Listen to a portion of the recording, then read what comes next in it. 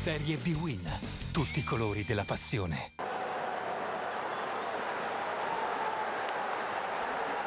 Un caloroso benvenuto dallo stadio Bentegodi di Verona per la terza giornata del campionato B-Win. Il Sassuolo, capolista a punteggio pieno, ritrova dopo 15 giorni dall'ultimo match di Coppa Italia al Verona dell'ex Mandorlini, reduce dalla vittoria nel turno infrasettimanale contro la Juve Stabia. Grande novità per la formazione scaligera, il neoacquisto croato Sasa Bjelanovic, per molti volto non nuovo. Fischietto di questa partita il signor Marco Di Bello. E sono subito i padroni di casa al quarto minuto a presentarsi in area con un calcio d'angolo battuto dai piedi dell'islandese Alfredsson. Il colpo di testa di Gomez è fuori misura.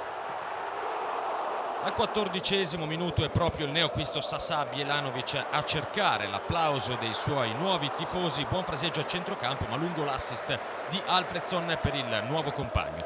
Gli uomini di Pea rischiano il necessario, forti dell'ottimo avvio in questo inizio di campionato. Boaci al 23° non inquadra lo specchio della porta. E tutto questo il Sassuolo nella prima mezz'ora, e a complicare le cose a Pea è l'infortunio di Michele Troiano. Il giocatore lascia il posto ad un altro brianzolo, Lino Marzoratti.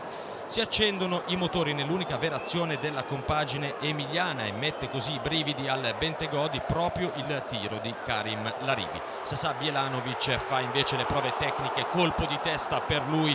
Il croato prova in tutti i modi a cercare il guizzo vincente, ma la risposta di Reni dell'ottimo Pomini. Non è finita, Sassuolo in difficoltà, Russo viene lasciato libero di calciare, un soffio divide il giocatore catanese dal gol. 3 reti per lui nella passata stagione. L'ultima azione è per il Sassuolo, la sventola di Boaci. Rafael si rifugia in calcio d'angolo. Finisce con uno 0-0 sotto un vero e proprio diluvio il primo tempo, un primo tempo nettamente a favore degli uomini di Mandorlini.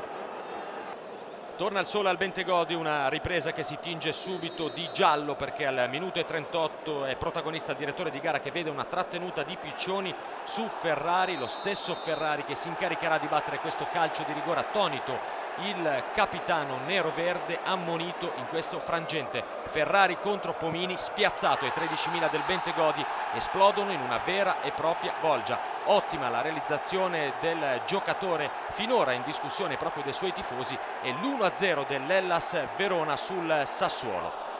Pea suona la carica ai suoi, il Sassuolo in apparente stato confusionale prova a rialzare la testa con Boaci al 21°, si smarca bene il giocatore nero-verde, ma fa partire un tiro troppo potente che si alza sopra la traversa. E ancora il Sassuolo che non ci sta, non crede in questo risultato e manda avanti Sansone, che accarezza il palo e la possibilità di ristabilire il risultato. Rivediamo il sinistro del giocatore, sempre molto impiegato e sempre molto proficuo nelle sue azioni, così come in questa azione al 26° della ripresa scarica un sinistro violentissimo, ci mette i pugni l'estremo difensore del Verona, bravo sempre a farsi trovare pronto. E ancora Sansone con una punizione dalla distanza alza la carambola in verticale, ma la palla viene respinta. Mandorlini ci crede e prova l'ultimo assalto al fortino, e Ferrari, l'autore del gol, a mangiarsi la possibilità di portare a 2 le marcature. Un po' di nervosismo nel finale, ma finisce 1-0 per l'Hellas Verona, che trova la sua prima vittoria casalinga e balza a 6 punti, a pari merito proprio con gli uomini di Pea, che tornano a casa con il primo tonfo stagionale.